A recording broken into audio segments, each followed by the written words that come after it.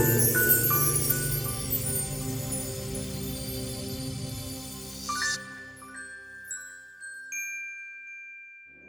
everyone, this is Lomi and today we're going to make a pattern for leggings for your doll. This method is great for beginners and will fit most standard dolls. Unfortunately, if your doll has an artist body with a big size difference between the waist and hips, it probably won't work for you. But for dolls with mature body types like Ippelhaas dolls, it should be fine. You'll need your doll, a measuring tape, pencil, scissors, ruler, and paper. For fabric, you'll need something stretchy. For this tutorial, I'm using cotton jersey knit from old baby clothes. We'll begin by taking a few measurements. One around the waist where you want the top of the leggings to be. One around the widest part of the hips across your doll's bottom. One around the top of the thigh. And one around the ankle. Then we need the measurements for length, from the waist to the bottom of the crotch, and then from the waist to the ankle, or wherever you want your leggings to end. So let's grab our measuring tape and get started.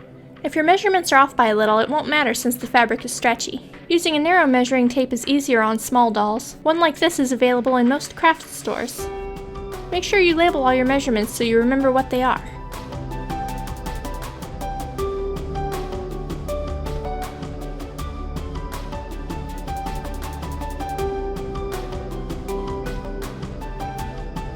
When you measure the ankle, if your fabric isn't very stretchy, you might want to take the measurement around the heel of the foot instead of the narrow part of the ankle. This will ensure the pants will fit over your doll's foot, and if it's too loose, you can always take it in later.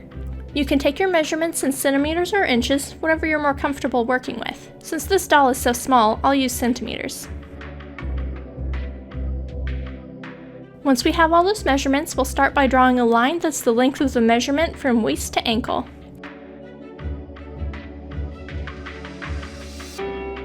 Then we'll add a mark at the top of this line, showing the measurement from the waist to the crotch.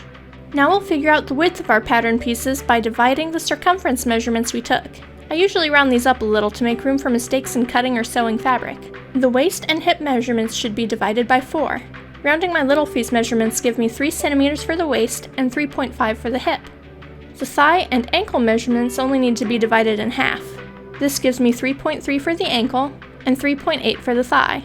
Now we'll add these measurements as horizontal lines on our pattern, starting by putting the waist measurement at the top. At the mark we created for the crotch depth, we put the measurement for both the hip and thigh.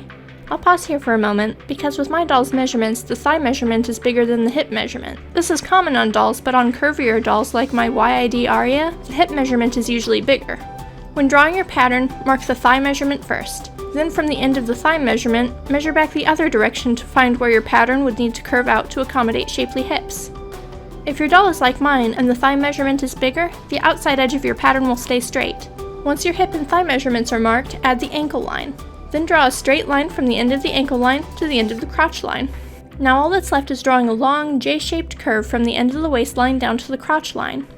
If you have one, you can use a French curve, but I usually just freehand it. At this point, I add 1/4 of an inch around my pattern to create a seam allowance.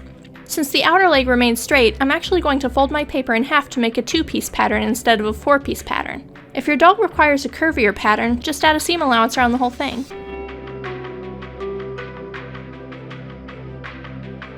Now my pattern's ready to fold and cut out. A pattern like this, where the front and back are just one piece, is great for little dolls because it doesn't have as many bulky seams. Once it's cut out, we're ready to cut fabric.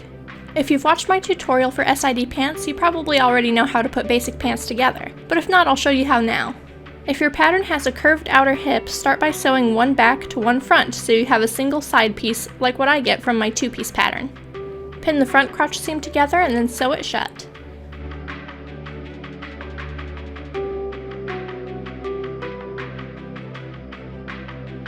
Finish the seam with a zigzag or overlock stitch.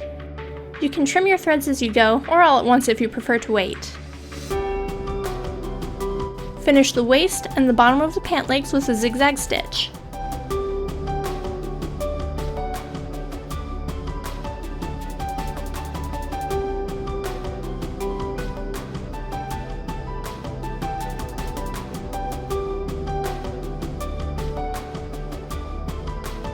Fold the bottom cuff of the pant legs up about 1/4 of an inch and sew them down. Stretch the fabric slightly as you sew, since this will let your straight stitch stretch enough to get the leggings on and off your doll. If it looks a little misshapen, don't worry. Washing and drying it will return the garment to its original shape. Once both pant legs are hemmed, fold over the edge of the waist and stitch it down the same way.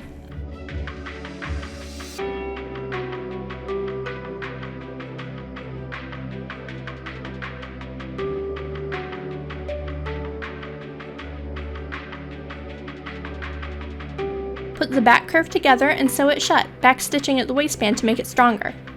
Finish the edge with a zigzag or overlock stitch.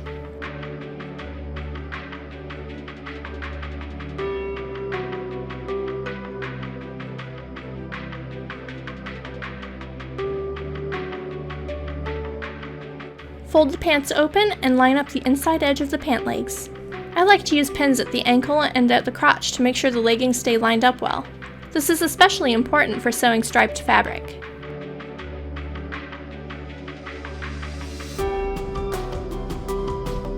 Once pinned, start by sewing and backstitching the cuff at the bottom of one leg, sewing all the way up the inside, and down the inside of the other leg, backstitching again at the cuff.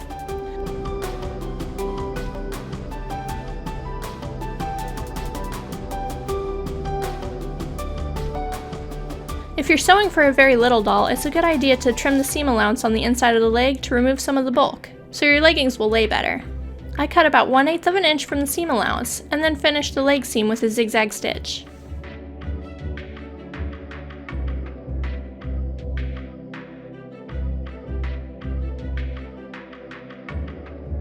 Now the leggings are done. Turn them right side out, then we'll try them on.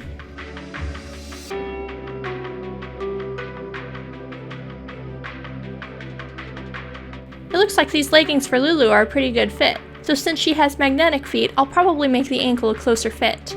Just in case anyone would like to have it, I've added a printable copy of this pattern to my website's pattern archive, and you can find a link to it in the description below. That's all for today. I hope it helps you dress your doll. Thanks for watching, and see you next time!